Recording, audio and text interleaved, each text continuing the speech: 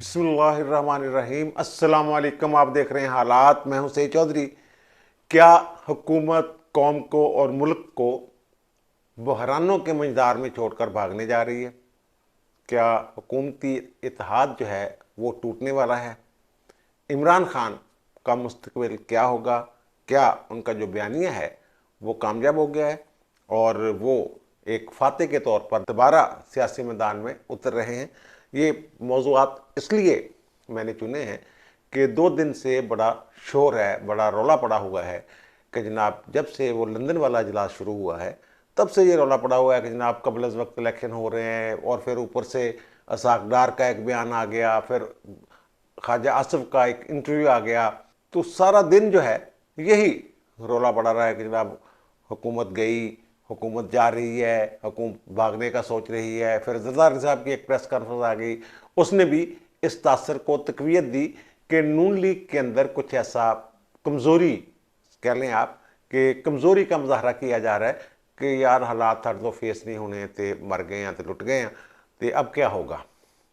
इस पे मैंने एक वीलाग किया था, वो मैं आगे जाके जिक्र करता हूँ इन बातों का। लेकिन इससे पहले मैं एक बात जो पिछले वीलाग में मैंने 2 टोक ये कहा था कि जो पीटीआई के बागी अरकान हैं कौमी असम्बली वाले 20, जिनमें राजा रियाज भी है, नूर आलम भी है और फवाद चौधरी का कज़न भी है फ़रख अल्ताफ़, कि उनको कुछ नहीं होना, उनकी मेंबरशिप जो है वो बरकरार रहनी है, उनके खिलाफ जो रेफरेंस है उनकी नाहली का वो चला जाना है, वो फारग हो जाना है, मुस्तरद हो जाना। आज यही हुआ।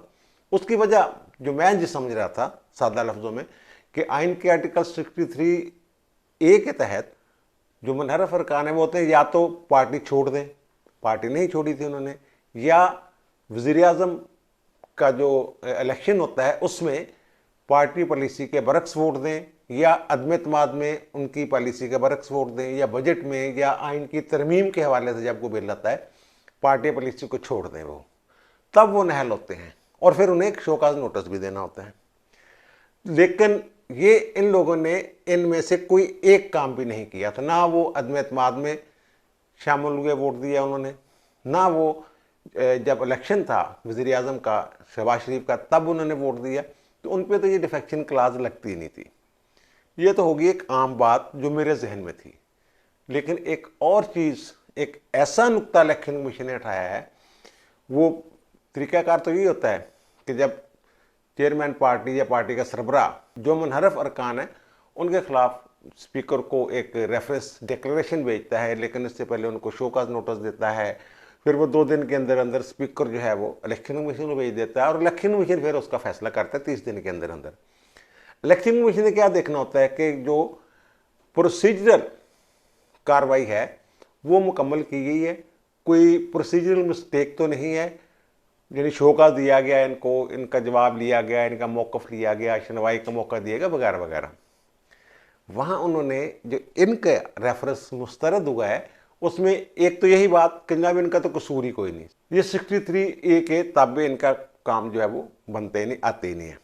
दूसरी जो बात की है उससे जो फ़ायदा होगा, जो पंजाब के मुनहरफ पीटीआई के अरकान हैं जिन्होंने वोट दिए हुए हैं हमजा शहबाज को, उनके बचने के चांसेस भी मेरे ख्याल में पैदा हो गए। एक तो उसमें मैं पहले विलाग में जिक्र कर चुका हूँ, एक तो उनको सुना नहीं गया, सुनवाई का मौका नहीं दिया गया, शोकाज नोटिस उनको पहले भेजे गए, इकदाम उन्होंने बाद में किया, और फिर उन्हें सहारा जवाब देना होता है, जवाब वसूल किए बगैर ही उन्होंने रेफरेंस भेज दिया। और उसके साथ जैसे मैंने कहा पूरी समरी होती है, इन्होंने स्टीरियोटाइप वो डिक्लेरेशन या रेफरेंस बना के भेजा हुआ था जो परवेज़ इलाही ने फ़ौरन उसी दिन भेज दिया इलेक्शन कमीशन को। अब इलेक्शन कमीशन ने जो 14 सफ़ात का फ़ैसला जारी किया है वो बड़ा दिलचस्प है। उसमें उन्होंने ये कहा है कि जनाब ये तो ठीक है कि ये 63A के तहत जो ये डिफेक्शन क्लास नहीं लगती इन लोगों पे, कौमी असम्बली वाले जो हैं। एक और भी जो प्रोसीजरल मिस्टेक है वो ये है कि जो नोटिस देना होता है, शोकाज नोटिस, वो देना होता है पार्टी के हेड ने, यानी वो नोटिस देना था इमरान खान साहब ने। लेकिन इमरान खान साहब ने वो नोटिस नहीं दिया, बल्कि वो नोटिस दिया पार्टी के सेक्रेटरी असद उमर ने। वो कहते असद उमर के जो नोटिस है उसकी कोई हैसियत नहीं है, वो चेयरमैन को देना चाहिए था। यही गलती पंजाब में हुई है। जो पंजाब में जो नोटिस दिए गए थे उनको, जिनका जवाब नहीं लिया गया, वो असद उमर ने दिए हैं। अगर नोटिस ही नहीं दिया गया, तसव्वुर ये कर लिया जाएगा कि नोटिस गया ही नहीं और उनकी सुनवाई का मौका नहीं दिया। पहले भी मैंने ये कहा है कि सुनवाई का मौका नहीं दिया जाता तो अदालतें फ़ौरन स्टे भी कर देती हैं। जब किसी बंदे को नौकरी से निकाला, वो अदालत में आता है, जनाब मुझे नोटिस दिए बगैर निकाल दिया, अदालत फ़ौरन स्टे कर देती है। पहली पेशी पे आमतौर पर स्टे हो जाता है। ये बहुत बड़ा एक कह लें आप कानूनी हथियार है उन लोगों के पास जिनको सुनवाई का मौका नहीं दिया जाता, जिन्हें सुना नहीं जाता। तो इसमें भी जो ये पंजाब वाले हैं, मेरा ख्याल है कि इनको भी वो जजमेंट जो है, जो उन्होंने रूलिंग दे दी है, जो ऑब्जर्वेशन दे दी है, जो फैसला दे दिया है कि जनाब ये नोटिस जो थे ये देने थे चेयरमैन ने, पार्टी चेयरमैन इमरान खान ने, ये असद उमर ने दिए सेक्रेटरी ने। और पंजाब में जो सूरत हाल होगी वो भी कि अवलन तो नोटिस उनको दिए ही नहीं के। वो कहते हैं, बहुत सारे लोग कहते हैं हमें तो मिले ही नहीं नोटिस, और अगर मिले हैं तो जवाब देने का मौका नहीं मिला। अगर दिए भी गए हैं तो वो इमरान खान ने नहीं दिए। इसलिए इनके बचने के चांस भी एक दफ़ा, कम से कम एक दफ़ा बचने के चांसेस ज़रूर मौजूद हैं। वो दोबारा फिर नोटिस दें, दोबारा वही कार्रवाई पूरी हो, 30 दिन उसमें ना गुजर जाएं। ये अब थोड़ा सा मामला इस तरह का वो गंभीर कह लें आप पीटीआई के लिए हो गया है, या पूरा इशू ही ये पंजाब में मुनहरफ अरकान का पेचीदा सूरत हाल जो है वो इख्तियार कर सकता है। ये आज वाली जो जजमेंट है 14 सफ़ात वाली कौमी असम्बली के अरकान वाली, उसकी रोशनी में मैं ये बात कर रहा हूँ। और पिछले जो जब ये खबर आई है, दूसरी खबर लंदन वाली जो है, जिसके बाद जनाब बड़ा रौला पड़ गया, जब ये खबर आई है कि जनाब वहाँ इजलास हो रहा है, तो मैंने कहा था अपने विलाग में कि मैंने वहाँ को डोरियाँ शोरियाँ हिलाई हैं, चेक करने की कोशिश की है कि वहाँ कौन से मौजू हैं। तो मैंने कहा था 2 मौजू, एक मैशत के हवाले से भी 2 तरह के मामलात हैं, 2 तरह की सोच है। कुछ लोग कहते हैं कि जनाब मैशत बढ़ चुकी है तो हम इसका मलबा अपने खाते में क्यों डालें, लेकिन शहबाज शरीफ का ख्याल ये है कि अगर हम अभी इलेक्शन में चले जाते हैं तो फिर जब बजट दे के जाते हैं, असम्बलियाँ तहलील कर देते हैं, तो 5-6 माह जो है हमारे जो ख़जाना है इसका कोई वाली वारिस नहीं होगा। ना किसी मुल्क ने मदद करनी है, ना IMF ने हाथ पकड़ाना है निगरानों को, और फिर आने वाले पता नहीं कौन आते हैं। तो इसलिए इसको इस्लाहात कर ले फिर चले जाए। और दूसरा ये कह के आए थे हम जनाब आइनी और कानूनी इस्लाहात करेंगे, इलेक्शन इस्लाहात करनी है, नैब में कुछ इस्लाहात करनी है, उसके बाद हमने चले जाना, ये वैसे कह चुके हुए हैं। और मैंने ये भी अर्ज़ किया था कि इलेक्शन के हवाले से मैशत और इलेक्शन कब होने, ये 2 चीज़ें हैं जिन पर डिस्कशन हो रही है। और तीसरा ये कि इमरान का क्या करना है। और कल सारा दिन यही मुबाहसे जो हैं और बहसें जो हैं ये टीवी चैनल्स पर चल रही थी। तो अब वहाँ क्या फ़ैसला हो, क्या वो वाक़यतन मझदार में छोड़ के जाने वाले हैं, ये एक बात बनती है। और फिर मैंने ये कहा था कि अगर वो इस वक्त छोड़ के भाग जाते हैं या डर जाते हैं मुल्क की माशी हालत से कि हम इसको नहीं संभाल सकेंगे, तो इमरान खान का जो बयानिया है वो सर पे चढ़ जाएगा। वो कहेंगे जनाब 2 जो जलसे हैं और धरने की 4 धमकियां जो हैं ये उससे भाग गए हैं, डर गए हैं और डर के छोड़ के चले गए हैं, इलेक्शन में चले गए हैं। और उसका जो कद काठ है, सियासी कद काठ इमरान खान का, वो बहुत बढ़ जाएगा। और दूसरी बात ये मैंने की थी, इन्होंने कुछ लोगों को कहा है कि इमरान खान को समझाओ, मुख्तदरा के कुछ लोगों को तो समझा नहीं सकते। अब शेख रशीद साहब कह रहे हैं कि जनाब खान साहब कहते हैं कि जब तक वो नहीं आएगा ना ऐलान इलेक्शन का, तो मैं किसी से बात नहीं करूंगा, किसी का फ़ोन नहीं सुनूंगा। अच्छा, अब इस पे पहले तो BBC में एक इंटरव्यू आ गया जनाब ख्वाजा आसिफ साहब का। ख्वाजा आसिफ साहब ने कहा कि जनाब जो नए आर्मी चीफ के तकर्रर के हवाले से उन्होंने बात की, तो वो ये तासर मिला। उन्होंने कहा कि हो सकता है नवंबर तक नई हुकूमत आ गई हो सकता है उस वक्त निगरान हुकूमत हो, इस तरह की उन्होंने बात की। हो सकता है उस वक्त तक इलेक्शन हो चुके हों, यानी नवंबर में। और वो फिर उन्होंने फैज़ हमीद साहब के बारे में कहा कि अगर उनका नाम लिस्ट में हुआ तो ज़रूर कंसिडर हो गई है, तो एक आम रूटीन की बात है। इलेक्शन वाली बात जो थी वो ज़रा थोड़ी सी हिला देने वाली थी, और वो एक वज़ीर दिफा के मुंह से ये बात जो लंदन में बैठा हुआ है नवाज शरीफ से मुलाकात करने के लिए, वो ये बात कर रहा है। तो पहले तो इस पर रौला पड़ गया। वो बाद में जरदारी साहब आ गए। जरदारी साहब ने ये कहा कि जनाब मेरी नवाज शरीफ से बात हुई है, मैंने उन्हें मशवरा दिया, उन्हें समझाया है, उनके साथ कंसल्टेशन की है, उसके बाद में ये बात कर रहा हूँ कि जनाब हम इलेक्शन करवाने से तो मुनकर है ही नहीं, हमने पहले ही कहा हुआ है।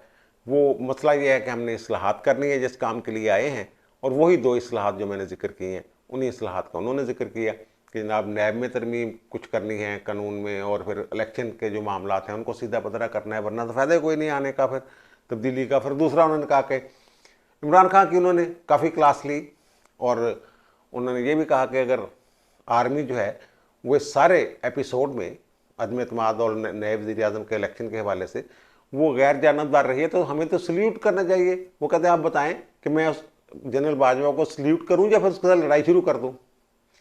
इमरान खान ने लड़ाई शुरू कर दी है। वो कहते हैं अब भी हम तवक्को करते हैं कि ये गैर जानबदार रहेंगे। इस एपिसोड में ये भी साबित हो गया कि फ़ौज जो है ये गैर जानबदार रह सकती है। और फिर उन्होंने कहा जनाब मैंने उन्होंने कहा कि पैसे पूछने की फिक्र ना करो, शहबाज शरीफ के अच्छे तल्लुकात हैं सऊदियों के साथ, वो रायती जो तेल शेल मिलता है आधार दूर उसका कोई तरला तुरला कर रहे हैं, कुछ चीज़ें जो हैं पाकिस्तान में वो प्राइवेटाइजेशन उनकी कर लें, को पैसे पूसे इकट्ठे हो जाएंगे, सारे मिल मिला के आप सारे चला लेंगे, कोई इशू नहीं आएगा। लेकिन ये बात तय है, वो कहते हैं मैं उनके साथ कंसल्टेशन के बाद ये कह रहा हूँ कि आइनी और कानूनी इस्लाहात के बगैर इलेक्शन नहीं होना, पहले वो होना है, 4 महीने लगे 3 महीने लगे जितनी देर भी लगे वो हमने करना है। और फिर ख्वाजा आसिफ रात को फिर आ गए जनाब जी हाँ ठीक है, वो जरदारी साहब ठीक कह रहे हैं, मैं जरदारी साहब से मुतफिक हूँ, और मैंने तो फ़ौज के तनाज़र में कहा था। अच्छा एक खबर मैं बार बार दे रहा हूँ, ये कह रहे हैं नवंबर की जिक्र हो रहा है कि नवंबर में तब्दीली होनी है, नया आर्मी चीफ नवंबर में आना है। 27 नवंबर को आर्मी चीफ का जो है वो टर्न्योर ख़त्म हो रहा है, तो फिर नया चीफ आना है। तो मैं बड़े वो शद्दोमत के साथ ये बात मेरे कान में आवाज़ डाली जा रही है कि हो सकता है नवंबर का एमी हम इंतज़ार कर रहे हो, ये मामला सितंबर में ही ख़त्म हो जाए, नवंबर तक बात ही ना जाए। कुछ सितंबर में भी तो 22 सितंबर तक भी तो कुछ जिन्होंने ने रिटायर होना है ना, हो सकता है उनमें से उस वक्त आर्मी चीफ कह दें कि जनाब मैं अब मेरा कोई मसला हो गया, मैंने नहीं करना, तो ये 3-4 बंदे हैं इनके नाम भेज रहा हूँ, तो आप इनमें से देख लें किसको लगाना है, वो नवंबर तक बात ही ना पहुँचे। ये एक बात, ये एक चल रही है बात, कहीं ना कहीं से धुआं उठ रहा है।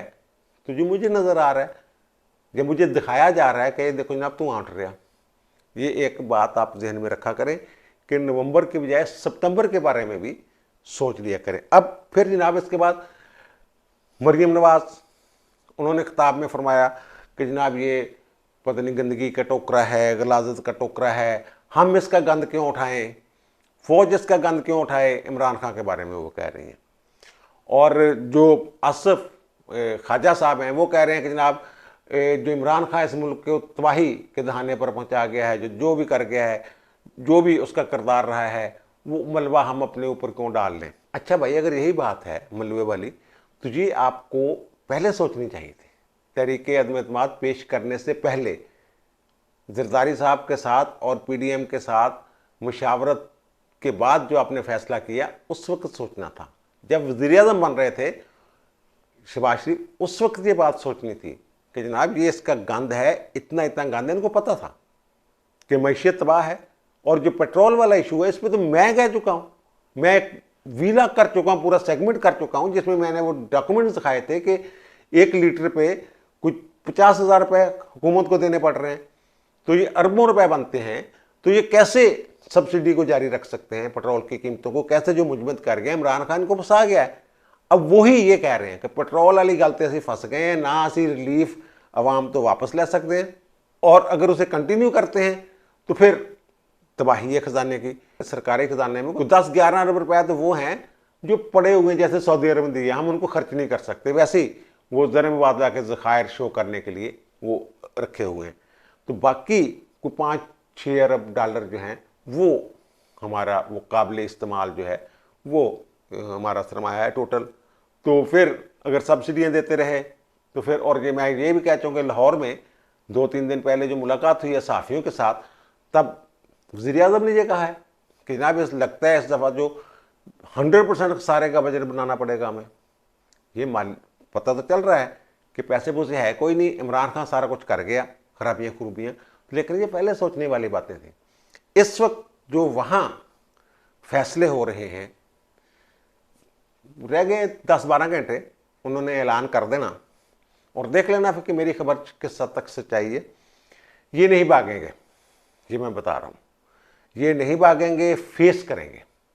जो शहबाज शरीफ कह रहा है वही ये करेंगे, ये बजट भी देंगे, IMF के पास भी जाएंगे। लेकिन इन 2 दिनों में इन्होंने एक बयानिया खड़ा कर दिया है, बयानिया बनाने में कामयाब हो गए हैं कि इमरान खान बहुत ज़्यादा गंद डाल गया है, मुल्क में जो मैशियत है वो ज़ीरो पे पहुंच गई है, हर चीज़ तबाही के दहाने पर है। ये बयानिया किसी हद तक वो बनाने में कामयाब हो गए हैं। जो इन्होंने कहा, मरियम ने जो कहा है कि जनाब गंद है, हम क्यों साफ़ करें। और भाई फिर आए क्यों थे, क्या करने आए थे? गंद साफ़ करने के लिए आए थे, मौजा करने थोड़ा आए हो तुम। और ख्वाजा आसफ भी यही कह रहे हैं। और भाई जी फिर की करना है सी, फिर हुकूमत का ले सी। अगर तुम ये गंद नहीं साफ़ करना, फौज गंद क्यों साफ़ करे? और भाई गंद साफ़ होना है, एक बात। दूसरी बात ये कि जो मुस्तकबिल के सियासी इत्तेहाद होते हैं वो बहुत पहले उनकी पेशगोई नहीं की जा सकती। लेकिन शहबाज शरीफ साहब ये चाहते हैं कि अगले इलेक्शन में ये जाएं इत्तेहाद के साथ या सीट एडजस्टमेंट के साथ। जो मौजूदा हुकूमत है, मखलूत हुकूमत है, इसमें जो शामिल जमातें हैं उनके साथ कोई सियासी वो जो कहते हैं सीटों की एडजस्टमेंट कर ली जाए। इस बाबत भी कोई फैसला होगा, लेकिन शायद अनाउंस ना किया जाए क्योंकि ये बहुत कबल अज़ वक्त होगा, लेकिन अंदर खाते कोई मामला।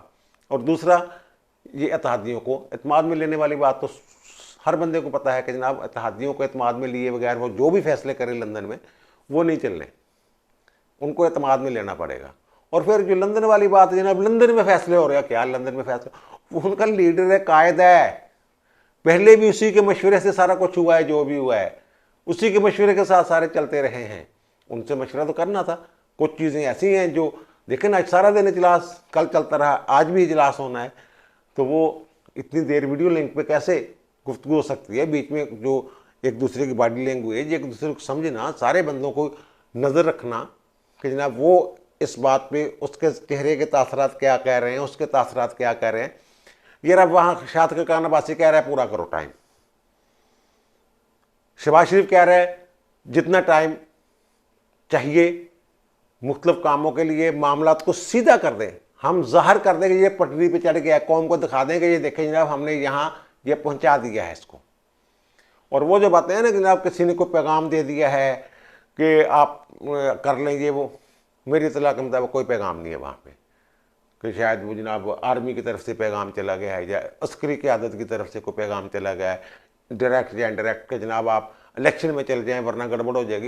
इलेक्शन में चले गए, इमरान काबू ही नहीं आना इनके, वो बयानिया बनाना जानता है। वो एक झूठ पे, एक ऐसी बात पे बयानिया बना के खड़ा हो गया है, जो भी बंदा सोचने वाला है वो कहता है यार झूठ बोलता, अमरीका वाली कड़ी गल कर रहे हैं। एक बात ये कि जो कहा है आसिफ जरदारी ने वही होना है, यही फैसला वहाँ से आना है। और वो 4 महीने लगे, 6 महीने लगे, जो भी है। और मैंने कहा हुआ है अपने एक व्लॉग में कि ये डिपेंड करता है इमरान खान के रवैये पे। अगर वो मुश्तिल करेगा, उनको एग्रेशन दिखाएगा, तो इलेक्शन आगे हो जाने हैं। इलेक्शन वो जो है 2-3 माह वाली जो बात थी कि 3 माह में हम इस्लाहात करके आगे ले जाएंगे, वो इलेक्शन में चले जाएंगे, वो बात आगे गड़बड़ जाने। और दूसरी वो जो मैं बात कर रहा हूँ कि 20 से 30 के दरमियान कुछ अहम रावलपिंडी में तब्दीलियाँ भी होनी है, इसकी हवा निकलनी है। अब वहाँ जो फैसला हुआ है वो जो मैं अर्ज़ कर दूँ, वो मैंने 14-15 से शुरू कहा था कि 14-15 से सख्त काम कार्रवाइयाँ शुरू हो जानी है। और वो गिरफ्तारियाँ भी आप देखेंगे। पहला काम ये करना है, अगर ये जल्दी इलेक्शन में भी जाते हैं तो कि इमरान खान का जो गुब्बारा है उसमें से इन्होंने हवा निकालनी है। इनकी करप्शन, इनके वज़रा की करप्शन, इनके मशीरों की करप्शन, इनकी बदअमालियाँ, इनकी नाअहलियाँ, नालायकियाँ, तमाम चीज़ें अवाम के सामने रख दी जाएंगी और फिर खान साहब का जो हकीकी चेहरा है उससे नकाब खींच ली जाएगी और फिर सख्ती की जाएगी, नरमी नहीं होगी। ये नहीं होगा कि जनाब ये क्या कहेंगे, ये वो क्या करेंगे।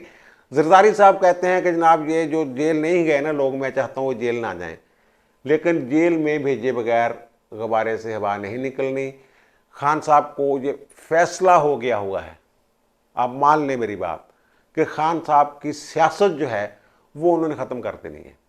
उनकी ये कोशिश है, अब ख़त्म होती है या नहीं होती है, उनकी ये कोशिश है कि खान साहब की सियासत जो है वो ज़ीरो, खान साहब को ज़ीरो कर दें, फिर अपने इलेक्शन में जाएं। वरना उनके धरनों के ऐलानात या धरनों के दौरान अगर ये इलेक्शन में जाने का फैसला करते हैं तो उसकी तायद जो है वो कोई नहीं कर रहा लंदन में कि जनाब अगर धरने वाला मामला ये तासर चला गया आवाम में कि उसके धरनों के डर से ये हो रहा है, तो फिर वो कहते हैं हमारी सियासत का फ़ायदा कोई नहीं है। जो भी सोच है कि अक्टूबर में कराएं, कल कराएं, परसों करवाएं, लेकिन इनके इमरान खान साहब जो हैं उन्होंने खुद ये उनको मौका दिया है कि वो मामले को अपने अंदाज में, जैसे भी एक हुकूमत मुखालफिन को दबाने के लिए करती है, वो करें। ये भाई सारी सूरत हाल है। वो नून लीग के एक साहब से मेरी बात हुई, वो कहते हैं कि बनाने वाली बात नहीं है, हमने जो बोझ उठाया है और जो गंद साफ़ करने का हम कह के आए थे, वो मरियम साहबा कह रही हैं या वो ख्वाजा आसिफ कह रहे हैं या जो भी कह रहे हैं, उसका मतलब ये हरकत ना लिया जाए कि हम वो बोझ उठाने के लिए तैयार नहीं, वो गंद साफ़ करके जाएंगे। उसके लिए जितना भी टाइम लगे, अगले इलेक्शन में जाएं ये वो, लेकिन अगर फौरी इलेक्शन में जाने का फैसला करते हैं तो इसका मतलब खान साहब का जो एहतजाज है वो कामयाब हो गया। दोबारा मुलाकात होती है नए इलाके के साथ। अल्लाह ताला आप पर, मुझ पर, हम सब पर मेहरबान रहे। अल्लाह हाफ़िज़।